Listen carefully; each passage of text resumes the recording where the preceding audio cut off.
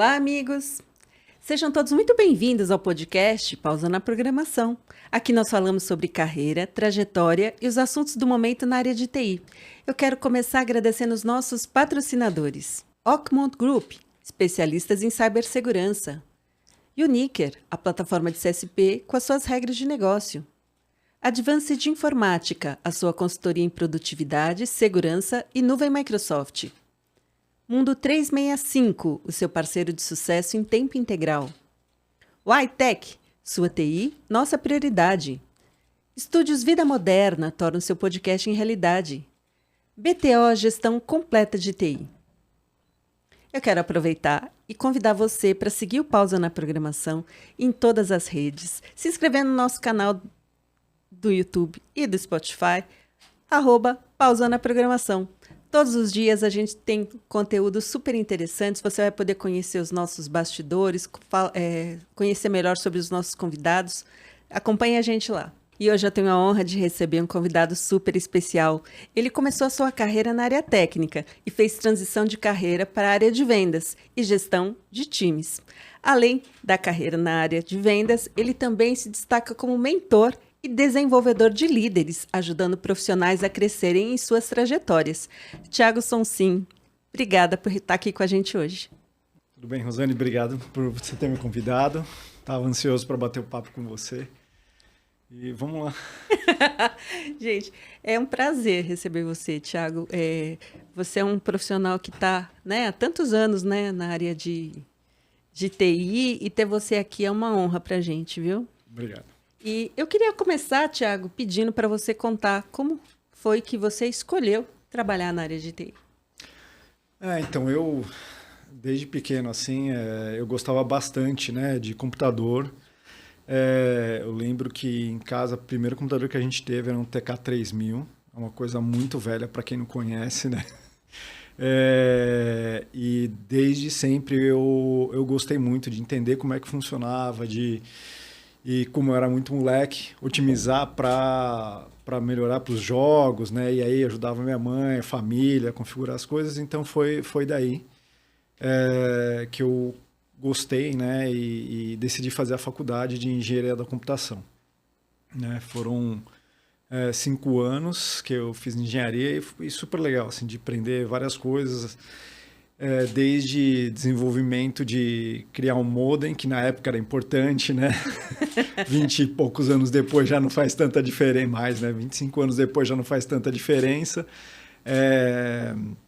Mas é muito legal para ter esse raciocínio lógico, entender como funcionam as coisas. Então, foi super legal fazer a faculdade, né?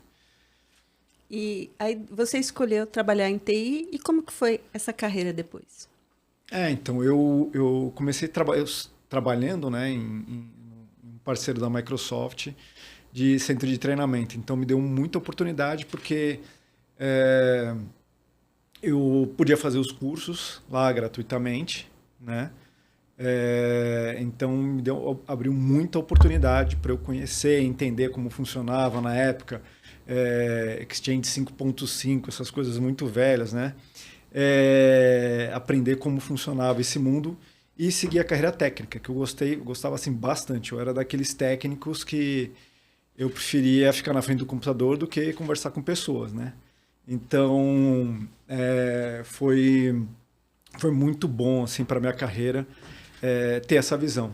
E aí, desde a parte assim, de sistemas operacionais, na época ainda a gente tinha na certificação que era conceitos básicos de rede.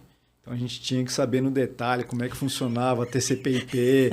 Hoje o pessoal, eu sou especialista em Azure, ou AWS, o que for.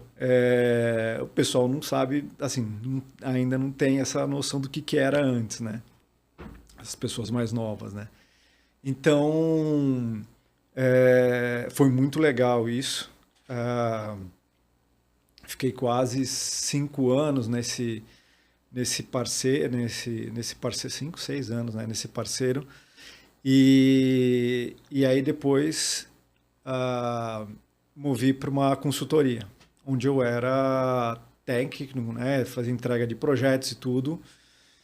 fiz uma pós em gestão de projetos e virei gerente de projetos. E aí o mais interessante, assim, até uma vez eu estava conversando com o diretor dessa outra empresa que eu trabalhava, né, desse parceiro que eu trabalhava, e aí ele falou, putz, você gostaria de fazer outra coisa assim, né, ou vendas? Eu falei, não, eu não gosto de falar com pessoas, né, eu gosto de ser técnico e tal. Então, às vezes a gente fala algumas coisas que não deveria, né, o sincericídio, né. Mas, assim, fazendo gestão de projetos, né, como tinha bastante conhecimento técnico, você acaba virando um trust advisor do cliente. Que é isso, porque se você tem conhecimento, você demonstra esse conhecimento para o cliente, ele vai confiar em você. Né? Qualquer relação de cliente, né, você tem que demonstrar que você conhece. E eu conhecia tanto da parte de licenciamento, da parte técnica e da gestão do projeto. Então, quando a gente ia nas reuniões, né, o vendedor ficava sentado do lado, a gente falava do status, né, de como estavam os projetos, e depois eu começava, não, olha, mas dá para a gente fazer isso, melhorar aqui, melhorar ali. Então eu passava isso pro cara lá que estava, né, pro cliente, né, o que ele poderia melhorar no ambiente. Então eu já fazia uma parte de pré-venda, porque isso estava na minha natureza, né, fazer essa parte de querer ajudar, né, o cliente. E aí eu tive nessa empresa que eu trabalhava, tinha um diretor de vendas, né, e o cara era muito legal, assim, ele é um cara bem visionário, né, e ele falou, pô, você não quer gerenciar o time de vendas porque você fala mais que os vendedores? Então foi uma surpresa, porque eu nunca pensei que eu pudesse ter essa oportunidade, né? E aí até esse momento, assim, a minha carreira foi sempre as pessoas olhavam o meu potencial e eu seguia. Putz, tem essa oportunidade aqui, você quer? Quero. Então eu fui muito mais seguindo, né, o que os outros falavam. E assim, até um certo ponto foi bom, né, onde eu tive essa oportunidade, gerenciei o time de atendimento corporativo por 2 anos, né, então eu aprendi bastante. E uma coisa que, assim, é difícil, né, nessa transição de você ser técnico, né, para vendas, né, é que técnico, mais cedo ou mais tarde, você vai resolver o problema. Vendas, perdeu a venda, acabou. Né? Então, você tem que ser eficiente. Passou. Agora, deu um problema lá no servidor. Cara, você vai abrir, vai pedir, vai ter fix, vai ter uma solução. Vendas, perdeu o pedido, acabou. Né?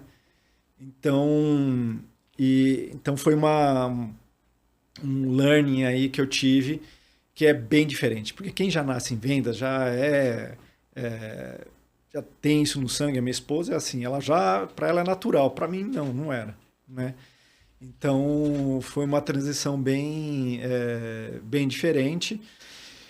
E aí depois eu fui para go-to-marketing, porque como eu conhecia bastante Microsoft e tudo, eu liderei o time de go-to-marketing aí.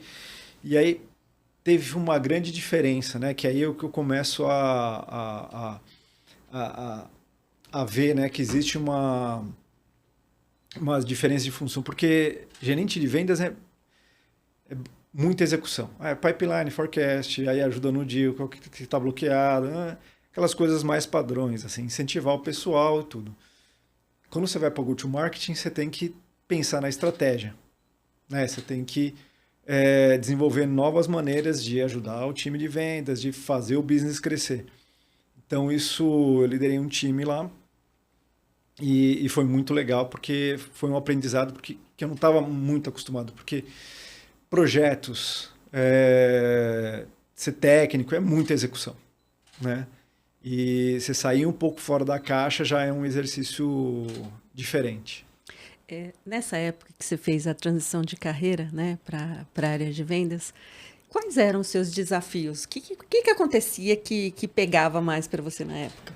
Então, eu acho que o primeiro ponto, né, é o jeito de lidar com as pessoas, né, porque técnico era muito mais, ainda mais, né, no começo dos anos 2000, era muito mais um negócio de brother, assim, falar, não, agora vai, faz, e a pessoa ia lá e fazia, porque não tem, assim, tem que executar.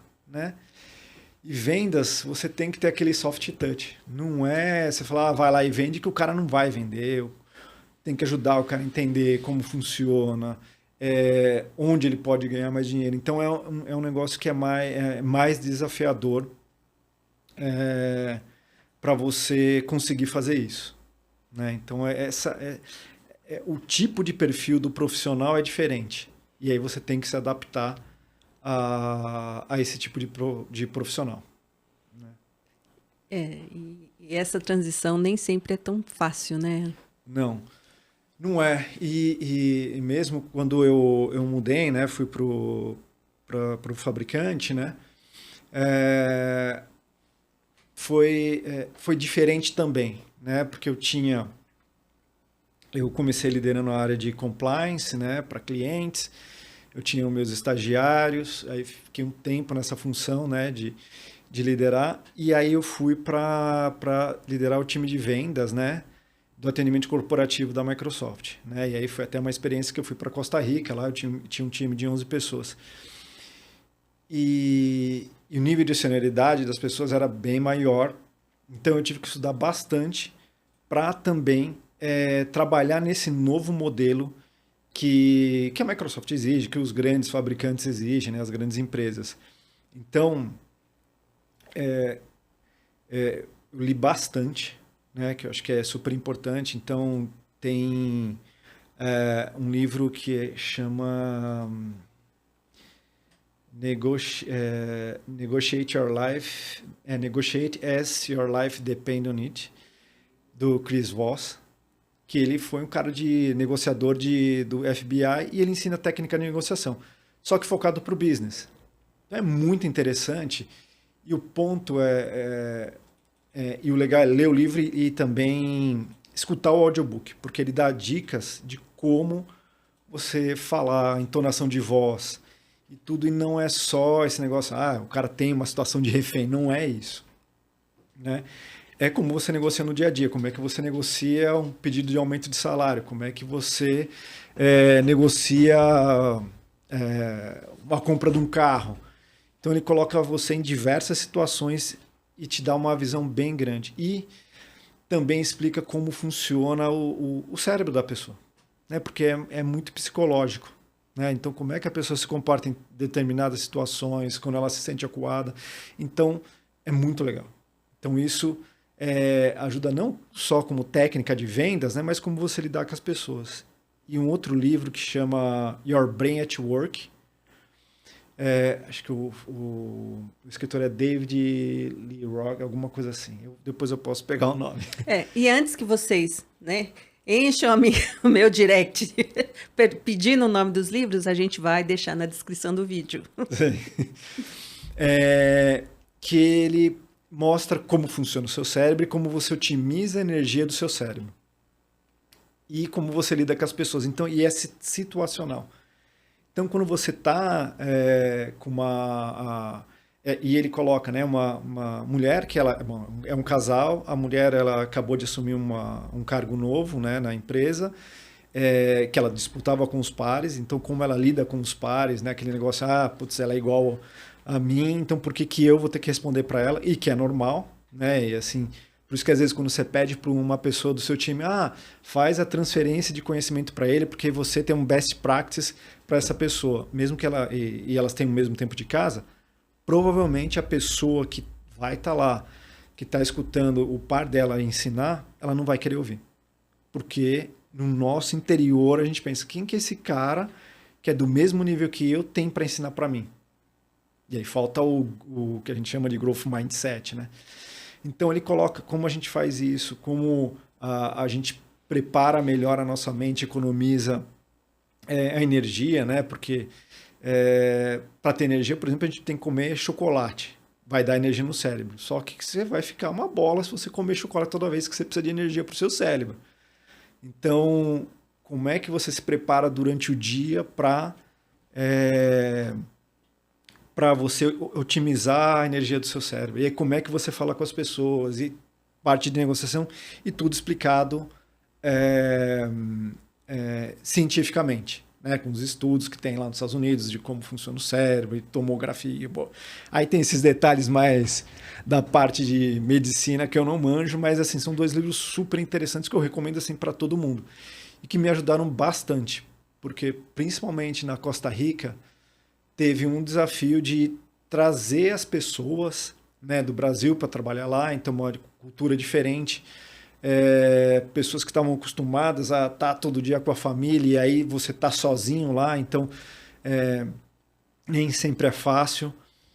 Pessoas que vêm com a família e aí só o marido trabalha ou só a esposa trabalha, e antes não era assim aqui no Brasil. Então como é que você lida essa situação e como é que você ajuda essas pessoas a desenvolver e atingir o máximo dentro da empresa, né? Bacana.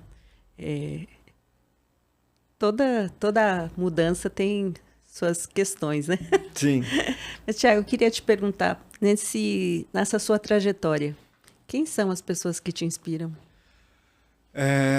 Olha, eu tenho, assim, primeiro essa pessoa que me deu essa primeira oportunidade de trabalhar com vendas, que é uma coisa que eu amo, assim, né? Foi o Ricardo Jutzi, né? Assim, cara, é parceiro, assim, porque eu podia falar assim, nossa, é o Satya, mas os caras estão muito longe, né? Mas eu Se prefiro os fosse a Marina, ela ia mandar beijo pro Sati. É verdade, a Marina.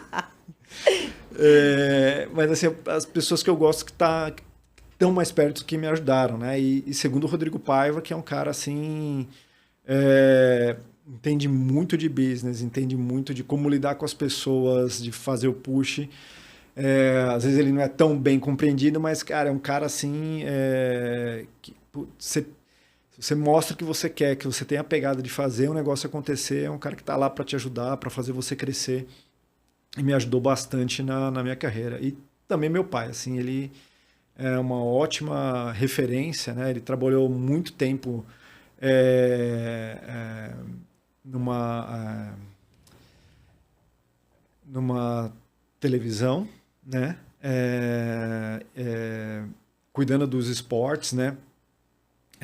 Então ele transmitiu Olimpíada. Seu pai? Olimpíada, quer dizer, desde 88 ele trabalhou tanto nas Olimpíadas quanto nas Copas. Então ele começou como redator e tudo, e depois ele gerenciava, né? Ele cuidava da programação, do que ia entrar, de como ia ser, que repórter que ia para lá fazer tais matérias, entendeu? Então, desde as Olimpíadas de Seul, né, em 88, ele trabalhou nisso e cara, é um cara que realmente, assim, ele conseguia liderar os times. Você vê, assim, as pessoas que trabalharam para ele até hoje vão lá e ligam, putz, vamos sair para tomar uma cerveja e tudo. Eu não sou tão expansivo quanto ele, mas ele é um cara, assim, que me inspira, assim, porque ele é uma pessoa muito forte e boa, assim. Então, acho que são essas 3 pessoas, assim, que me ajudaram bastante, assim, no desenvolvimento da minha carreira e tudo, né? Thiago, você falou de 3 pessoas aí que são líderes, né? E Sim. têm um reconhecimento, né, cada um na sua área, né? Tem bastante reconhecimento. Eu queria ver com você como é que você vê o papel do líder, porque seguindo, né, no crescimento das empresas. É extremamente importante, né? Primeiro, assim, a gente tem que ficar muito... o líder, ele tem que se... É difícil ser líder, né? Primeiro, porque a hora que a gente olha alguns exemplos que a gente tem, é difícil você conciliar um líder que ele é bom people manager e bom de business. Porque às vezes os caras que são muito bons de people manager e as pessoas amam, é um cara muito soft no business e aí ele acaba não conseguindo o que precisa para que o business evolua. E o cara que também, às vezes, é muito bom de business, mas é um trator, assim. Ele acaba passando por cima das pessoas, matando o time, e que, no curto período de tempo, isso funciona, mas a longo prazo, acaba com o time. Acaba. Então, você vai ter os resultados, aí você vai começar um turnover no time, e hoje em dia não é aceitável, né? Você tratar mal as pessoas, quer dizer, nunca foi, né? Mas, assim... exigir além da capacidade, matar a pessoa de trabalhar, ou fazer colocações que degrinem a pessoa. Então, não reconhecer o que ela faz de bom, então não dá mais, né? Então, é difícil você ter esse balanço. Então, eu olho, né, para os managers que eu tive, né, e os que sempre me ajudaram foram esses caras que conseguiam equilibrar business com gerenciar pessoas, de trazer o time perto e tudo. E como é que a gente prepara um bom líder? Então, eu, primeiro, né, que eu comentei, estudar, né, bastante.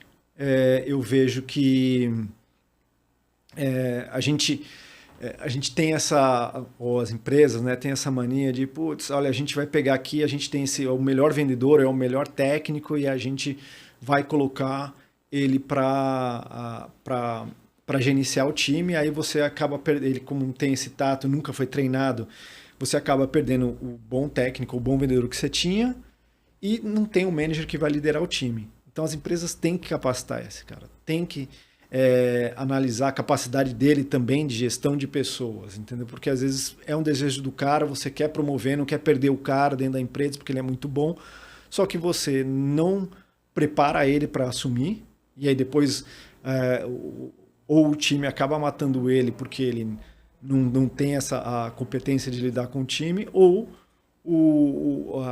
os diretores matam o cara porque ele não está conseguindo os resultados, entendeu? Então, e acaba sendo muitas das vezes uma transição só da pessoa. Então, acho que as pessoas têm que... a empresa tem que ajudar e tem um lado de você buscar mentoria com outras pessoas. Porque, assim, se eu não buscasse mentorias dentro da Microsoft, com líderes que já conhecem, que sabiam como funcionavam as coisas e tudo, é muito complexo. Você descobrir por si só, vai funcionar? Vai, mas você vai demorar mais tempo. E às vezes você não tem tempo para descobrir como funciona isso, né? Quando você está orientando alguém, quando você está mentorando alguém, como é que você ajuda essa pessoa a se autoanalisar, né? Identificar pontos de melhoria, identificar pontos fortes? Então a gente acaba sempre perguntando mais, né? Eu acho que às vezes a gente fica naquela ansiedade de o cara falar, eu quero ir para tal posição, então mas faz isso, e você já dá a resposta para ela. E assim, a maioria das pessoas não funcionam se você dá a resposta. E assim, mesmo para execução de tarefas, eu assim, quando eu estava na posição de sales manager, lá na Costa Rica, eu falava, pessoal, tem que preencher forecast comments toda sexta-feira. Ficava uma semana, 2 e depois parava. E assim, cara, é uma coisa básica, mas aí se você explica a importância do porquê, o que o cara tem que fazer, o que vai impactar, as pessoas acabam entendendo, entendeu? Então, a mesma coisa acontece com a carreira. O que a pessoa quer para a vida? E aí, assim, mostrar para ela quais são as opções também. Eu tive um estagiário meu, né? Tive 4 estagiários quando eu estava em Sun Compliance, todos muito bons. Assim, eu fico feliz que todos eles viraram empregados, né? FTS, dentro da Microsoft. Uma menina não, mas o que ela foi fazer? Ela trabalhava como terceira para a Corp e resolveu ir morar na Itália e trabalhar para a Corp de lá. Então... Tudo certo. Tudo certo. Até eu, se fosse jovem, faria a mesma coisa.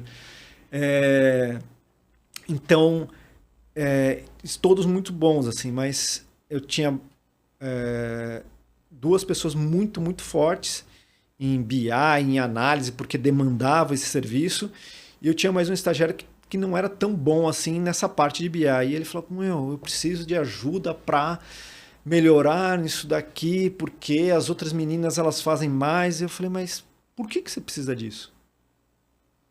Ele, não, mas é que o time é muito mais focado nisso. Eu falei, não, a gente tem bastante tarefa de análise de dados, mas, cara, a gente tem outras partes que a gente precisa melhorar a comunicação, treinar os times na parte de comunicação, melhorar a execução em outras áreas, né, e tudo. Então, você não precisa, para se destacar no time, ser igual às outras pessoas, ou fazer o que as outras pessoas fazem.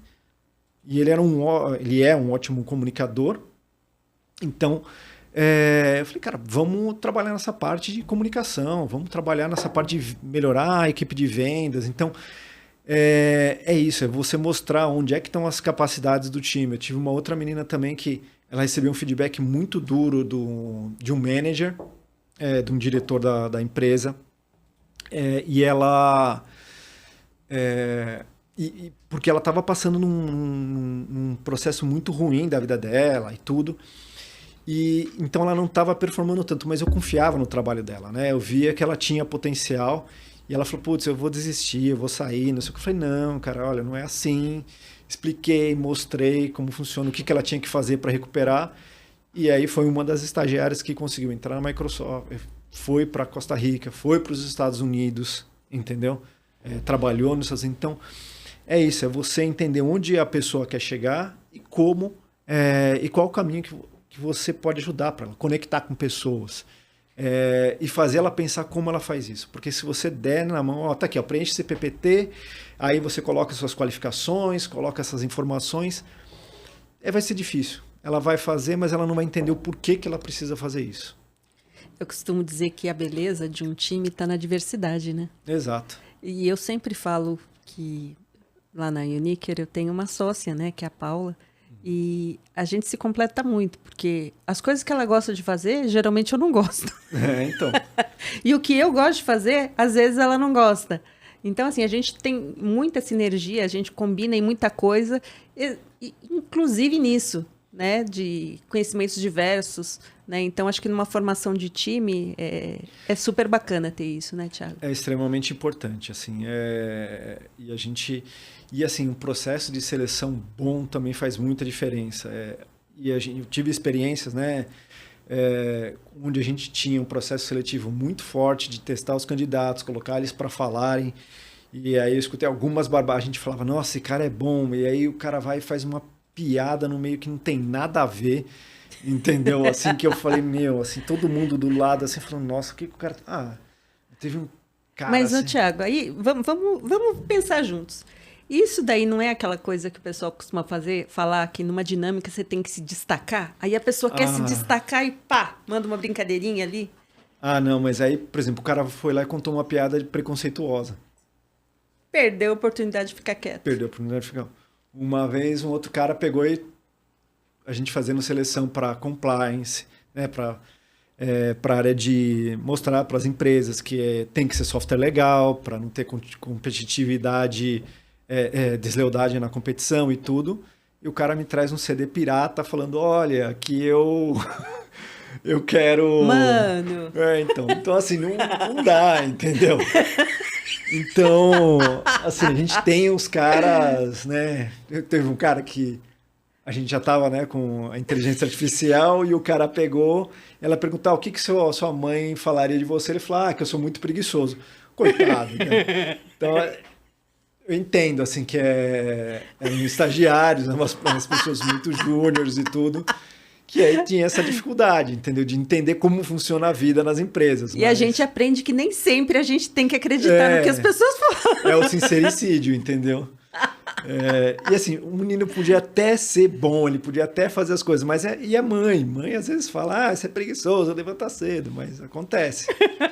Então, mas é isso, assim, a gente ter um processo bom de seleção, porque às vezes só você ir lá entrevistar 30 minutos, vai 3, 4 pessoas entrevistando, e às vezes você não consegue pegar realmente se essa pessoa é boa, como é que ela interage. E aí você contratou errado, são 6 meses para você ver que você errou, mais 6 meses que você vai mandar embora, e mais 6 meses para contratar outra pessoa e ela rampar.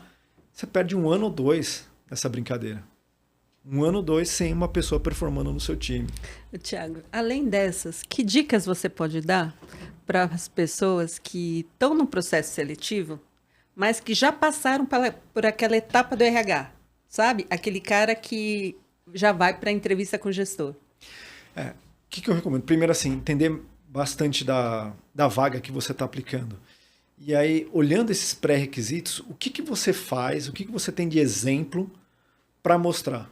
Então, às vezes, por exemplo, nos meus processos, eu olho lá, olha, eu preciso de uma pessoa que é focada em gestão de pessoas. Então, por exemplo, eu tenho lá guardado as minhas avaliações como manager. Então, tá lá, olha, líder tal, eu tive de 10 pontos, eu tive 10.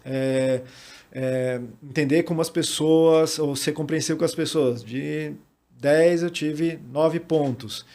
Então, assim, eu tenho um exemplo do que eu fiz. A vaga demanda criação de projeto. Então, o que eu criei de projeto? Tá aqui. Então, primeiro ter esse estudo e montar uma apresentação que tenha eu uso, né, muita apresentação, mas que tenha esse storytelling da sua carreira. Né? Não só colocar o básico, que é normalmente que eu vejo nos currículos, né, que é, eu fiz A, eu fiz B, eu fiz C, só mostra que você tem execução. E hoje em dia, só execução não adianta. Você precisa ter o que a gente chama de brain power, né? Você precisa mostrar que você tem a capacidade de pensar fora da caixa. E como é que você mostra que você pensa fora da caixa? Quando você coloca projetos que você fez, que você liderou, coisas que você criou, extra miles que você fez ali na empresa, entendeu? Porque só executar hoje não é o suficiente. Isso vale para qualquer coisa, entendeu?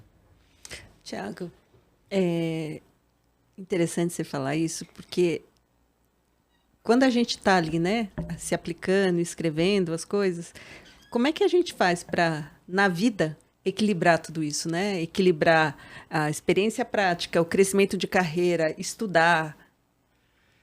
Então, assim, uma das minhas estagiárias, ela até postou outro dia, assim, para mim, falou, você falou uma coisa, a gente tem trabalho para 24 horas do dia, que hoje em dia é assim. Então, você todas as empresas, né? Todas as empresas. Não adianta, você vai ter, se eu quiser trabalho para 24 horas, você vai ter. Então, você tem que separar o tempo, porque, assim, de trabalho, de descanso, porque, assim, quando você é jovem, ainda você consegue resistir bastante. Né? Eu consigo trabalhar 12, 13 horas, mas uma hora o seu corpo vai falar e você vai parar. Não tem jeito. E você é mais produtivo quando você faz pausa, você reflete sobre o trabalho, né? Então você precisa ter esse tempo, né, regrado de eu vou começar a trabalhar a tal hora, vou parar a tal hora. Claro que um dia é uma exceção, não tem problema. Hora para jantar, hora para dormir, porque você não sobrevive. Uma hora o corpo vai fazer você parar aí com crise de ansiedade, com todas as outras coisas, entendeu? E assim, dentro de casa, assim, eu tenho sorte, assim, minha esposa também trabalha na área, né? E ela também trabalha bastante. Então esse é um negócio que e para nenhum dos dois assim fica super sobrecarregado, porque a gente já vive sobrecarregado com trabalho, 3 filhos, né? A gente divide bem as coisas, né? Então tem coisas, né? Porque como era antes, né? E aí eu fui aprendendo ao longo do tempo. Eu era assim o padrão, né? Fazia um pouco do operacional de casa, né? Com as crianças, então eu trocava a fralda, fazia o básico, né?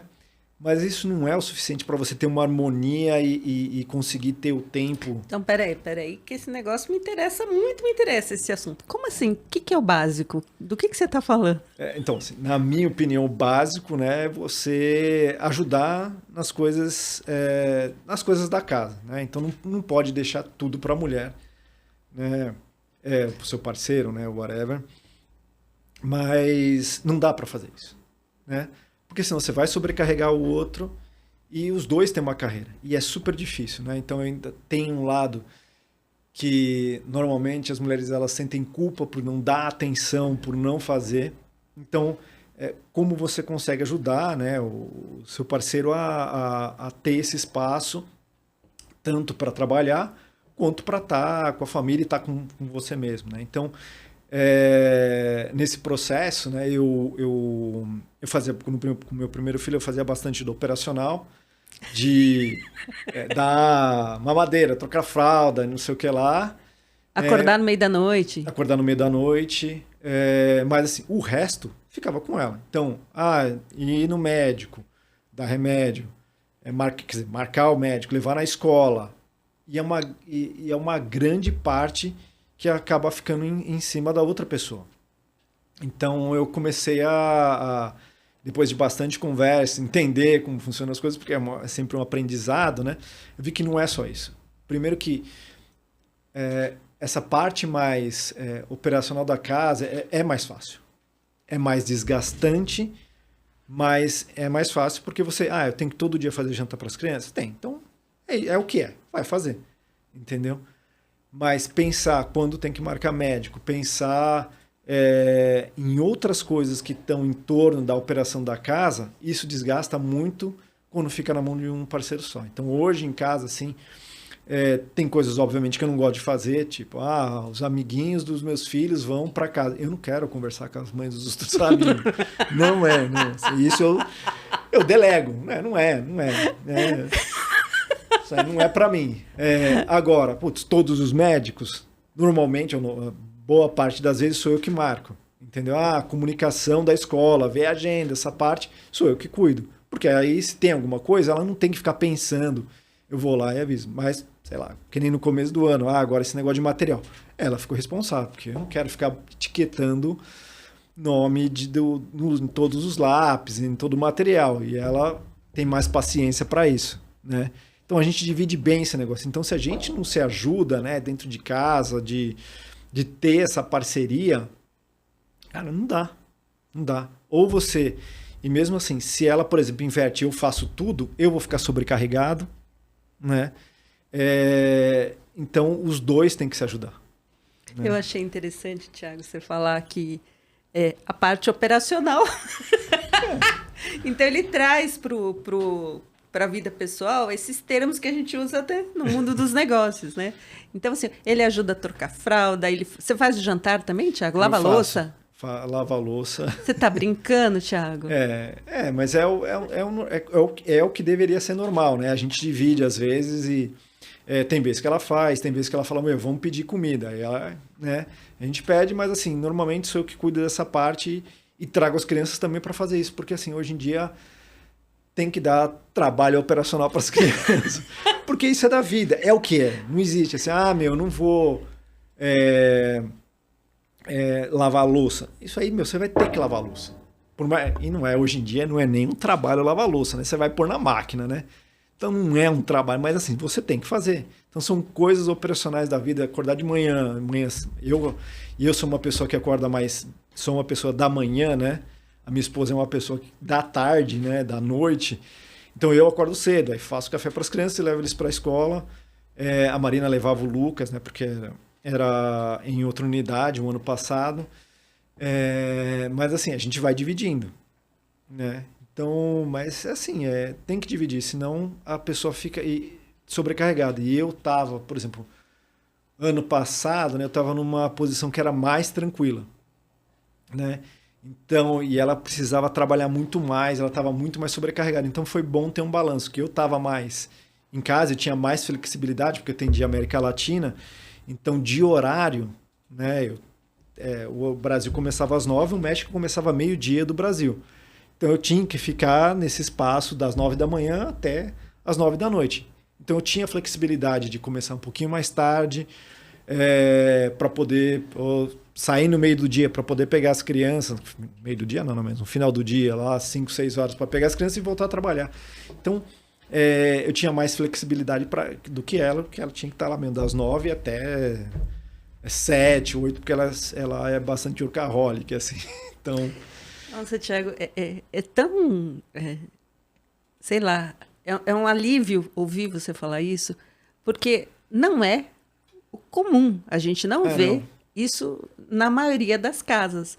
Então, ter uma pessoa como você, um baita profissional, trazendo esse depoimento aqui no Pausa na Programação, o meu coração fica alegre, porque é um exemplo para ser seguido. Não só profissionalmente, mas pessoalmente também. Porque muitas vezes aquelas questões que a gente, né, tem dentro de casa, ou que a mulher fica com aquela sobrecarga de trabalho, está em função de muito trabalho, né? A gente fala muito aqui sobre um dos episódios mais vistos aqui no Pausa na Programação, é o que a gente falou assim, de equilibrar pratinhos. Aí a gente falava assim, a gente chegou à conclusão que tudo bem deixar os pratinhos caírem. Não, mas isso sem pensar numa ajuda, porque, no geral, a mulher ela não pensa que vai ter uma ajuda, né? Ela sempre sabe que vai sobrar tudo para ela. Então, assim, escolhe o pratinho que você vai deixar cair, deixa cair e fica bem. Não sofre por causa disso. Isso, normalmente, é o que a gente te fala. E tem uma pessoa como você, um baita executivo, falando, olha, eu ajudo, eu faço a janta, eu ajudo a lavar a louça, né? Meus filhos ajudam a fazer pequenas tarefas domésticas também. Então, assim, é um baita exemplo para todo mundo que a gente deve seguir. Então, obrigada por você trazer esse depoimento aqui. Aí, assim, porque tem que ser assim, né? E, assim, eu tenho um exemplo da minha mãe que, sempre ajudava e fazia as coisas e fazia tudo. Então, é uma mudança cultural também. Eu acho que daqui para frente, acho que a gente vai ver mais disso, porque precisa. Isso também, você acha que se deve um pouco à experiência internacional que vocês tiveram de estar morando fora? Foi, né, porque a gente teve que ficar sozinho e fazer as coisas, né? Claro que depois, né, mais pra frente a gente conseguiu ter outras pessoas, mas a gente se apoiou muito um no outro. E também foi um pouco de cair na realidade, né? Que a gente não casa com uma empregada, né? Então, né? Nós precisamos, gente, vamos bater palma para esse homem. Não, e assim... E acho que, assim, as pessoas reconhecem tudo, mas e tem um outro lado também que às vezes fica... E aí quando elogia muito, porque ele faz diferente, porque é diferente. A gente não... não é normal o homem fazer isso. E aí isso transparece que o que a mulher faz é básico. Né? Então, para a mulher, se ela faz isso todo dia, é normal. Mas o homem não, é espetacular. Então deveria ser normal para os dois lados.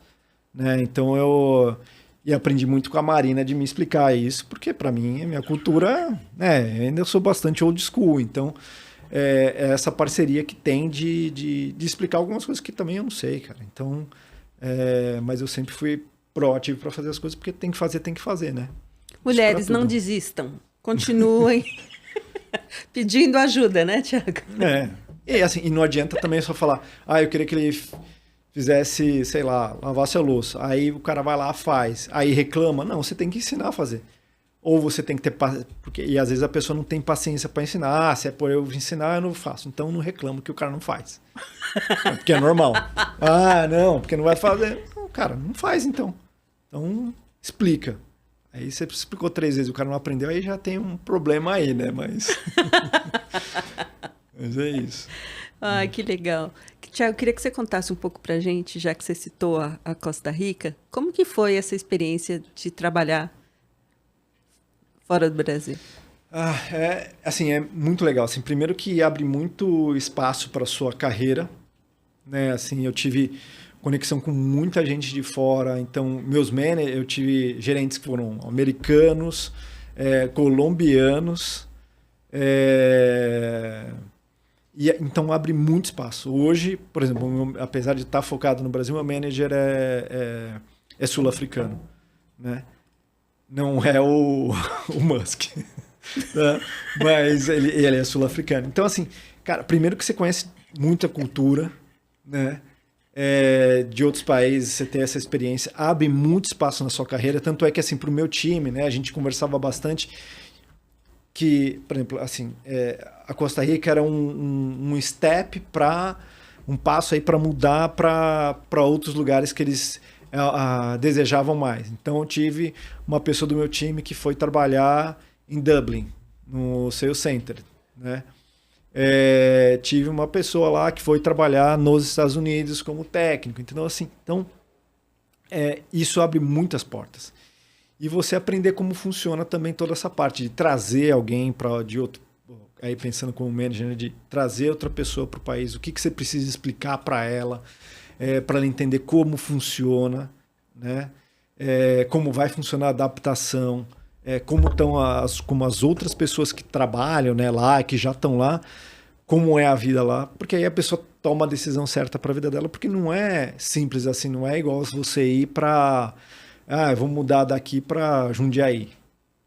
É totalmente diferente. E principalmente as pessoas, por exemplo, no caso da Costa Rica, que estão acostumadas com São Paulo, né? E tinha algumas pessoas bem mais jovens no time que gostavam de balada todo dia, que ia sair de domingo. Na Costa Rica não tem balada de domingo. Tem, você vai pro bar, mas não tem balada. Então não dá para você sair todo dia. Então tem que entender como funciona a vida lá. Mas é super legal. E assim... Sem contar que é um país lindo, né? Sem contar que é um país lindo. E assim, para as pessoas que foram lá aproveitar, né? Cara, o pessoal pegava de final de semana, principalmente os jovens, né? Não tem filho, fica mais fácil. Eles viajavam para o Panamá, foram para Cuba, foram para todos os países, Nicarágua, todos os países em volta ali, eles viajavam. Então tinha toda essa parte de poder viajar, de poder fazer as coisas ali ao redor, né? E assim, ao contrário do que as pessoas pensam, assim, na Costa Rica é um país super educado, o índice de alfabetização é 95%. Uau. A maioria das pessoas falam inglês e lá não tem exército, né? Porque o foco, a grana deles que eles colocariam para exército, eles colocam para educação e medicina.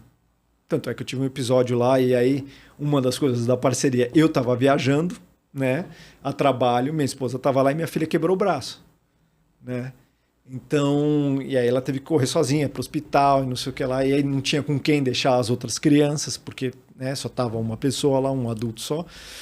E aí cria esse centro de família, né? Porque tinha uma pessoa que morava lá, que foi trabalhar nessa operação, que era no mesmo condomínio, então a gente ela deixou as crianças lá e ela foi com a minha filha para o hospital. E assim, não dá nem para... O braço dela quebrou no meio, mas assim, você olha o braço, ela não tem uma cicatriz, porque assim, a medicina é super boa lá. Entendeu? Então, é uma baita experiência, assim. E eu tive a oportunidade de ir para Costa Rica e uma coisa que eu reparei é que eu via muita placa dizendo assim, leciona-se português. E assim, para vocês terem uma noção, lá é muito... Eles veem assim, o Brasil como se fosse uma superpotência. É assim, se eu for comparar, é como se às vezes a gente se olha para a Europa, para os Estados Unidos, né, para os países assim, eles olham para a gente assim. Então tem muita gente que fala português, né? E eles gostam de ir lá conversar e, putz, eu também falo português, então o centro de vendas, né, da Microsoft continua lá, né, e tem também de outros fabricantes, porque o nível técnico das pessoas lá é maior por causa da educação, né? Então não é só atendimento, né, da América Latina, eles também fazem atendimento dos Estados Unidos. Então eles gostam e tem bastante gente que fala português, né? Foi incrível. Tiago, para a gente fazer um exercício de futurologia agora, eu queria que você trouxesse para a gente como você imagina o nosso mercado daqui 5 anos. Olha, eu vejo assim que vai ficar assim muito mais acelerado, né? Eu acho que as tecnologias novas de contact center, que agora você não precisa ter os primeiros contatos, né? Não precisa ser com um humano, que a gente vai lá e primeiro assim, para criar um bot a gente já vai lá e só conversa com o bot do criador de bot, fala, olha, eu quero fazer um bot desse jeito, tá aqui a base de informação. Ele vai lá e cria esse bot para você e você conecta direto no seu contact center. Então, o que você pergunta com linguagem natural, ele vai responder tanto em voz quanto em texto. Então, acho que vai ter um dos futuros assim, é você preparar melhor, né, e para essa vida mais automatizada, né? E como você gerencia todos esses programas ao mesmo tempo. Então, por exemplo, o Contact Center, a pessoa acha que vai ser muito mais piloto de bot do que o cara que vai dar lá o primeiro atendimento, né? Então ele vai ter 5, 6 ali bots para pilotar e tá ajudando a responder as questões do cliente. E assim, as empresas precisam entender melhor como funciona a inteligência artificial e aplicar isso, porque facilita muito a vida. Usar hoje, assim, até mesmo buscador, para mim, começa a ficar meio perda de tempo. É mais fácil você perguntar para o Copilot do que você ir lá e fazer uma busca normal num buscador padrão. Entendeu? Que ele já te traz os documentos. Tá? Então, profissionalmente, como é que você se prepara para isso? Eu vejo um monte de gente assim, que eu trabalho perto, que não tem esse costume, e vem fazer as perguntas para mim. Eu falei, já perguntou para o Copilot? Ah, não, então pergunta. É mais rápido do que, por exemplo, me acessar e eu ser o gargalo de todas as respostas. Então, acho que é isso. Vai ser muito mais dinâmico, muito mais acelerado. E o que você tem que se preparar é sair desse negócio que é muito padrão, né? Ah, beleza, eu vou criar e-mail. Você vai por Copilot? Beleza, ele vai te escrever um e-mail mais bonito, mas tem alma, cria essa conexão, esse vínculo, porque é o que vai acabar acontecendo. Vai ser muito padronizado. Então, você tem que ter esse soft touch para melhorar. Uau! Tiago, eu queria pedir para você olhar para aquela câmera e deixar uma mensagem para quem está assistindo a gente. Minha mensagem principal é, cara, estudem. Assim, eu acho que para desenvolver a carreira tem que estudar bastante, não adianta. Por mais que você tenha talento, se você não buscar mentoria, se você não buscar se desenvolver, não adianta. Você vai ficar estagnado. Ter esse growth mindset de que o que você pode aprender, isso é extremamente importante. Bacana. E, Tiago, como é o seu momento pausa na programação? Quando você relaxa, recarrega sua energia, o que você gosta de fazer? Eu gosto bastante de andar de moto, né? Isso aqui, para mim, é a minha vida. Assim, eu amo bastante pilotar moto porque sou eu com os meus pensamentos. Então eu vou viajar ou eu vou fazer um passeio de final de semana, tomar um café em Jundiaí, né? Que aí são 40, 50 minutos pilotando, você e a moto ali relaxando. É muito bom. Então eu gosto disso. Assim, para mim é uma paixão indescritível. Eu já tive até um acidente, mas assim, para mim não mudou nada. Assim, a paixão não muda, porque assim, para quem gosta é isso, né? Assim, então, para mim é um momento de relaxar. E hoje em dia, com esse trânsito, né? Moto para mim é imprescindível, né? Eu não aguento ficar dentro do carro, né? Então eu prefiro ficar 15 minutos na moto do que 45 no carro. Assim, eu realmente, às vezes até tá chovendo, putz, eu tô preso lá na empresa e eu preciso voltar. Eu prefiro sair naquele horário, tomar chuva, eu chego em casa, tomo banho, eu chego mais rápido do que a minha esposa que vai pegar todo o trânsito, entendeu? Então, cara, eu só vejo vantagens aí, mas para mim é isso, né? Então, moto. E o segundo é videogame, né? Videogame, para mim, é minha paixão. Eu, quando também quero você viu relaxar. Que a gente tem um Atari aqui? Eu vi. Joguei muito Atari, River Raid, Enduro, né? Pitfall. Mas é isso. Então, essas coisas assim, moto, para mim, é muito legal. Eu gosto, às vezes, e meu filho também gosta. Então, a gente, às vezes, vai viajar junto. E aí cria também esse vínculo com ele, né? Então, para mim, moto é paixão, entendeu? Quando eu fui para Costa Rica e eu vendi minha moto, né, eu falei para a Marina, tô deixando 30% da minha felicidade aqui. Porque para mim era difícil. E na Costa Rica eu não tive moto, porque o trânsito é meio hardcore, então preferi não ter moto. Mas aqui, assim que eu cheguei, eu fui lá e comprei uma. Você recuperou seus 30% de felicidade? Recuperei. Assim, para eu não estressar, para eu ficar tranquilo, eu tenho que estar pilotando. Que bacana. Tiago, muito obrigada. Você veio conversar com a gente, você trazer depoimentos importantíssimos. Você pode ter certeza que a gente vai encher essa rede social aí com esses depoimentos, porque De verdade, é muito disruptivo e é o que você falou, deveria ser o normal, né? Ah, sim. Perfeito, obrigado. Meu amigo, minha amiga, quero agradecer você pela audiência de hoje. Quero te convidar novamente para seguir o Pausa na Programação nas redes sociais, acompanhar o Thiago Sonsim também nas redes sociais. Obrigada pela audiência de hoje. Tchau, tchau.